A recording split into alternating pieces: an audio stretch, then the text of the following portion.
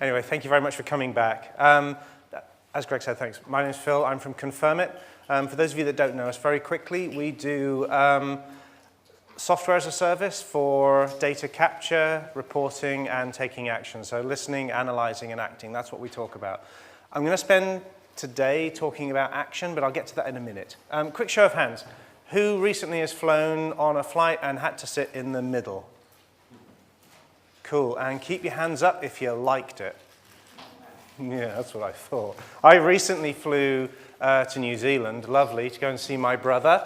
New Zealand is a long way away, for those of you that aren't geography students, and it was a long trip, and I got stuck in the middle of one of the legs. And I was on my own. It was a trip for work, kinda. And it's not a nice feeling being stuck in the middle, because you're reliant straight away on your fellow passengers, who you don't know, to be helpful to you, just to pass you your lunch or your drinks, to get out of your way when you need to stretch your legs or whatever else. And it's not a nice feeling being kind of caught. You feel stuck. You feel like you've got to bother somebody else to get anything done. And what we found at Confirm is this is not just how it feels as a traveler, it's also how a lot of our middle managers are feeling. We spend a lot of time talking to middle management, and they kind of feel stuck in the middle too. So I'll come to that in a minute. What I'm going to do throughout this is use a fictional example. This is a made-up company. There's nobody's real data here. But the patterns I'm going to talk about are so illustrative of what we see time and time again when we talk with our clients about how they're getting on with their customer experience measurement programs. Now, I don't want to fly without ignoring it straight over the point of how difficult it is to get data into these systems, getting hold of emails and finding out about capturing those moments of truth as they're happening so you know you can talk to the right people at the right time. I know that's phenomenally hard. So even those that have cracked it, they then go on and they sometimes find that actually the hardest thing is once I've got all my data is finding a way to do something about it. And the middle managers are becoming increasingly more and more important in helping that to happen. It's not just about what the front line can solve, it's about the endemic stuff in the background. So that's a little bit about what I'm going to talk about today. So let's pretend for a moment I'm the CX manager of this company tech shop. This is my dashboard. Great, lovely. We introduced a program. The company's sold on the idea of customer experience. I'm not going to beat anybody up about that. That's good news. The downside is that once things start off, everything went really well. There's a boom of enthusiasm, and everyone was really happy. We got a program, and people started taking action, doing things. And all the easy-to-fix things happened quick. And as you can see, our trend line started to plateau pretty quick. This is so common because the easy stuff gets done first, and then people start hitting against the hard stuff, and it becomes really tricky. It's not just about what people on the front line can do. It takes somebody with a bit more clout or a bit more budget or a bit more organizational authority to try to make some of those bigger things change. As CX manager, I look at the journey that's going on. The customers are going across a journey. So here, these little red boxes, 7, 7.5, 8, 7, 7.9. This is various points in a customer journey being measured. And I can see that a couple of them are scoring lower relatively. So as we saw this morning with the Virgin Holidays example, there are peaks and troughs in the customer journey. There are highs and lows, and I can see them the same here. I can also see one group of my customer segments is tracking a lot lower than all the others, and I can see that one of my initiatives is really failing. Something's just going wrong here. So I can see that there are 4 things across my business, all of which need attention. That's the point of dashboards when we build these dashboards well. And that's what we look for.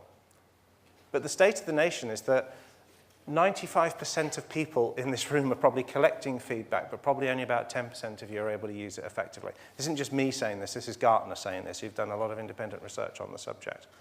And when Gartner spoke to others and said, actually, why isn't it happening?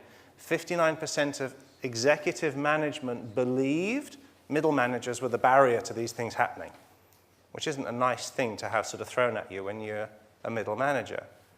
And the problem with being a middle manager is there's not just 4 different areas, there's 4 different people with 4 different roles looking after each of these things, and they're all separated off in separate offices. So for the customer, they're the poor souls in the middle, threading this way through an organization, trying to find out, what am I going to do next? What happens to me next? And there's different people. And if those people aren't talking to one another well, the journey starts to fluctuate up and down. And we've all seen it. Does this resonate? Is this how it feels sometimes to people? Great. The trouble for the middle managers is they are in the middle. They're in that middle seat. That's why I use the middle seat metaphor. They've got senior leadership coming down to them saying, you've got to be doing these things, you've got to be looking at all these KPIs and all these metrics, you've got to be paying attention to all that. And they've got their team leaders who are on the front line saying, by the way, all these things are going wrong and broken, I need your help, I can't do it. So they're caught between two immovable objects, and it's not a nice place to be. So what we thought would be, wouldn't it be good if we could try and find a way to take all of our technology and the analysis within it, but actually try to solve some of this problem and make it a little bit easier. So that's what I'm going to try and talk to you about today a little bit. Understanding those middle managers a bit better so we know our audience and we can work better with somebody once we know who the audience is. Find the catalysts for change. And then finally, let's make sure that action actually happens. Yeah? So let's start with understanding them. Now, I didn't make this up, and if anyone asks me any difficult questions on this, I'll have to just say I don't know. But we've got some behavioral scientists in our business, and they spend a lot of time looking at social styles, and what they found was there are hundreds and hundreds of questions you can ask of an individual to be able to plot their social style on two axes. One is their level of assertiveness from low to high, and the other is their level of responsiveness. Now, nobody's got time to fill in hundreds and hundreds of questionnaires all the time, just to be able to map their middle managers. So what we've tried to do is consolidate that down to just 10 questions that give you your 4 groups. The analysts, the drivers, the amiables, and the expressives. Hopefully this is familiar to some of you, and you may have seen this in other places. So we're not making stuff up, we're just trying to make it easier for people to use, and that's the trick to all of this, use. Make things easy to use. So very quickly, for those unfamiliar with this, analysts are the people that like all the data. They want to look at it themselves. They want to have time to think and go through it. They look on the detail. The drivers are the pragmatists who want to get things done and want to focus on 2 or 3 things. The amiables are the sort of the team players, the people that want to know what others are doing and make sure everyone's all on side and going along together with it. And then the expressives are your creative types who want to listen to the voices of people, think in pictures, not in words, those sorts of things. And nobody is entirely one nor the other, unless you're Sheldon from Big Bang, in which case you're analytical.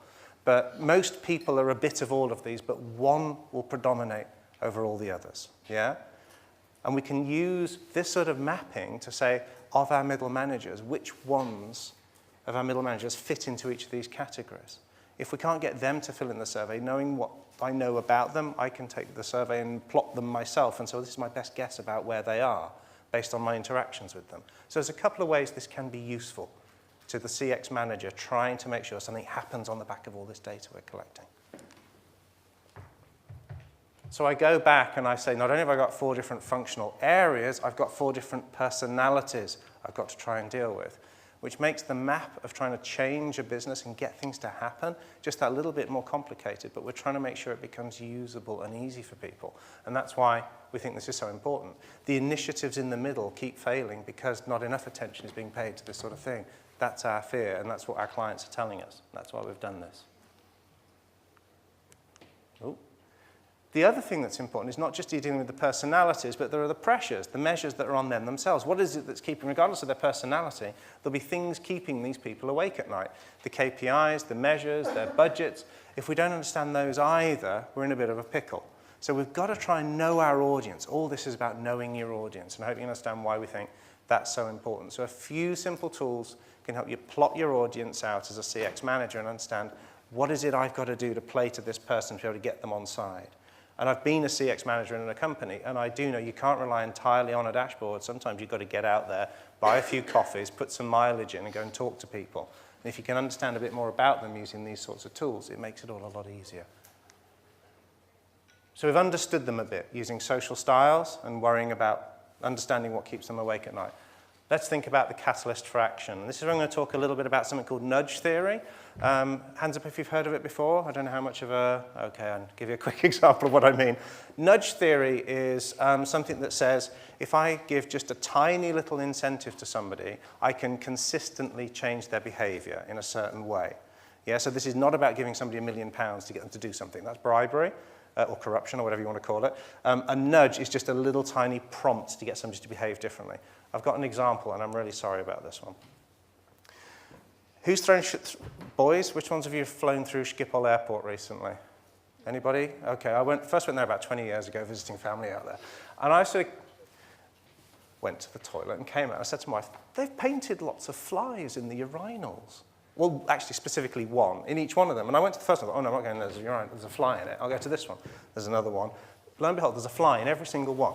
And what this does is it means that I don't know why boys have such a problem with peeing in a bucket consistently, but they do. And I'm sorry about that on behalf of the men in the room. But you give them something to aim for, the cleaners have an easier job.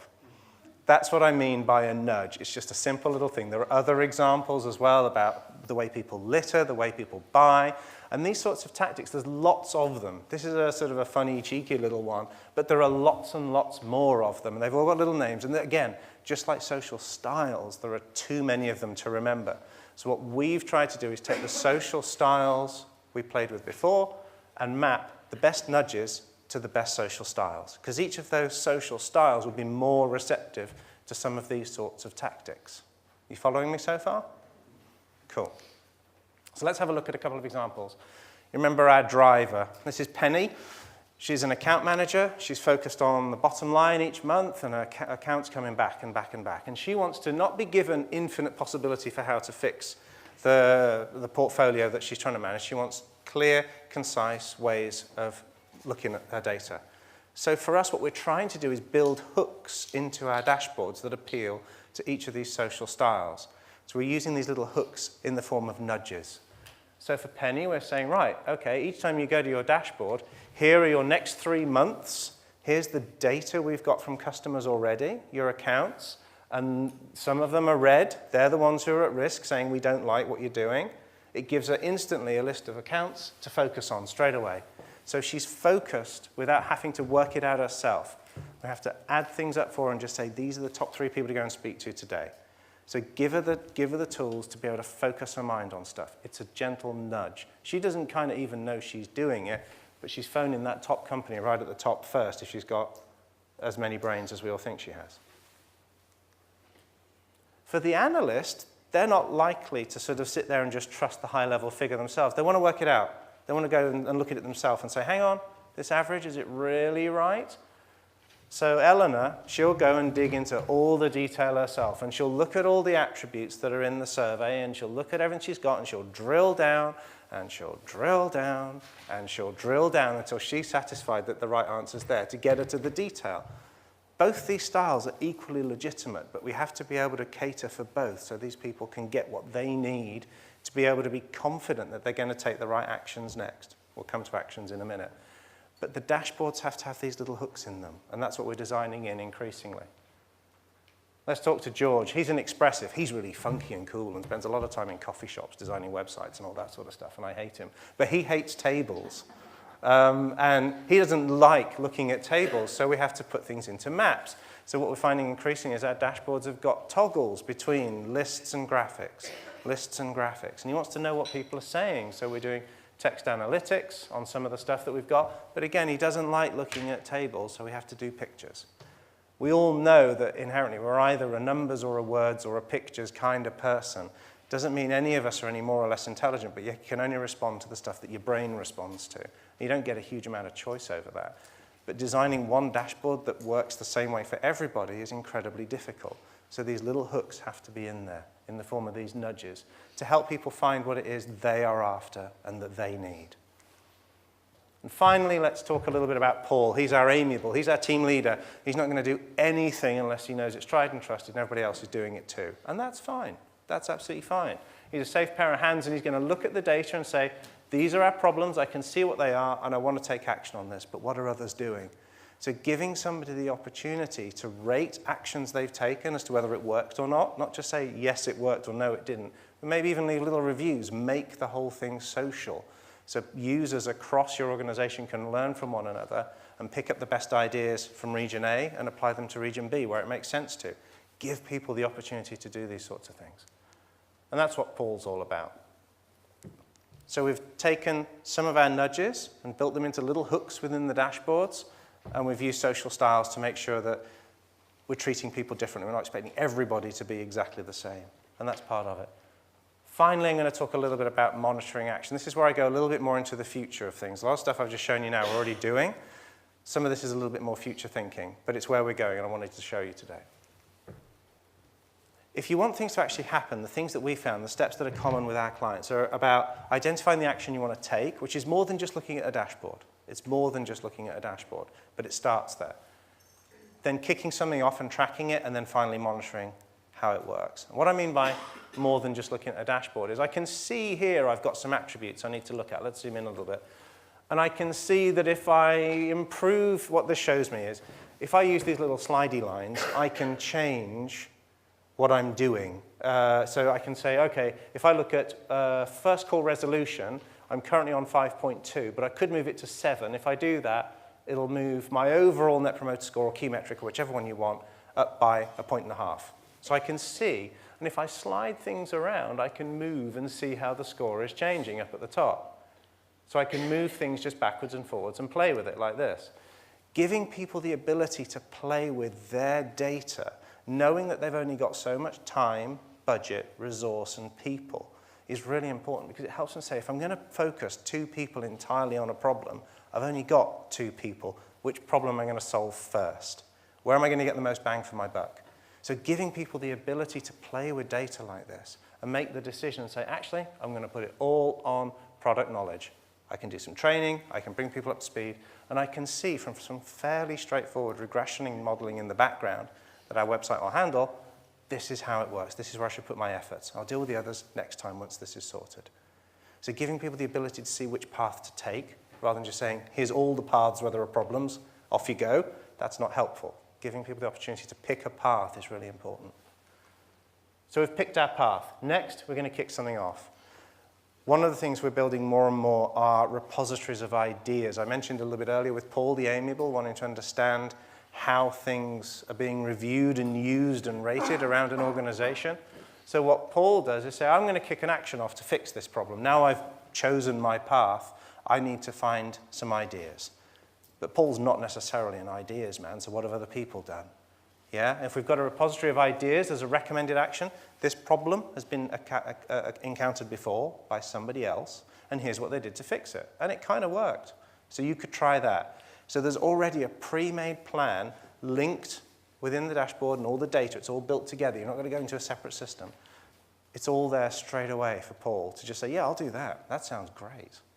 But actually, Paul's just had a brainwave. He's going to try something else. So he can set something else up himself and go through all the standard hoops you'd expect to when you try and build an initiative to fix something.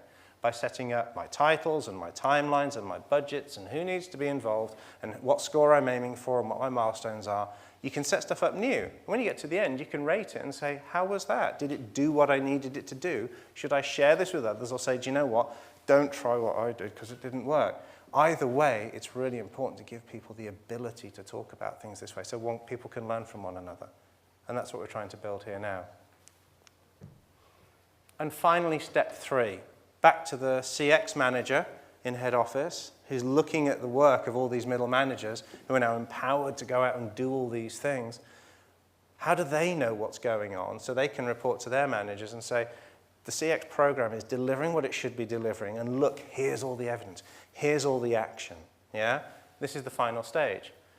So they need to be able to understand of all the different issues that we've got that our CX program's coming up with, that our customers are telling us are there, how many of these things have got initiatives already in play, or waiting to start, or delayed, or whatever it is, so they can say to senior managers, actually, you've got a block here, we need to get involved. We need to get involved because it's got stuck. And there'll be all sorts of reasons why things get stuck, and we know that half of them are legitimate. It's not a question of beating people up for getting stuck or not going fast enough. It's a question of helping them when they run out of steam. And that's what this is about. So you can track it and say, drill down and start saying, are the scores going the right way on these initiatives? Am I looking at things that are actually telling me, I've got a good feeling about this initiative, or is it going south already and we need to intervene and stop it and do something else? And ultimately, back to our key metrics, does my trend line for the business, the key metric that's most important to me, am I seeing step changes with that key metric next to all the initiatives running underneath? This is our calendar. So these blue bars are initiatives running over a week or a month or whatever it might be. Is my key metric being affected because of the work we're doing, or are the two just entirely unrelated? And you'd hope they wouldn't be. So that's what we're trying to do at the moment with all of this. And if you're really interested, you can try and put it all through a return on investment calculator right at the end and say, of all this effort and all these hours and all these people, did it give us a return on investment? Not just did our metric go up, did our profitability go up, or did our revenue go up, or whatever it was you were trying to solve. So it's not just a question of looking at key metrics only. There's something built in here with the balance sheet in mind too. And that's what I wanted to talk to you about today. So I just wanted to present our ideas on how we're using social style to get to know the middle manager so we can actually help them better, not just understand their roles and their KPIs, but them as people as well. How we can start to sort of use nudge theory and build that into the design of our technology to make sure people are sort of seeing what relates to them and that they're getting prompted to go and do things a little bit differently. And finally, how those actions can be monitored and supported by people outside of middle management as well. That's everything from me. Thank you very much for your attention.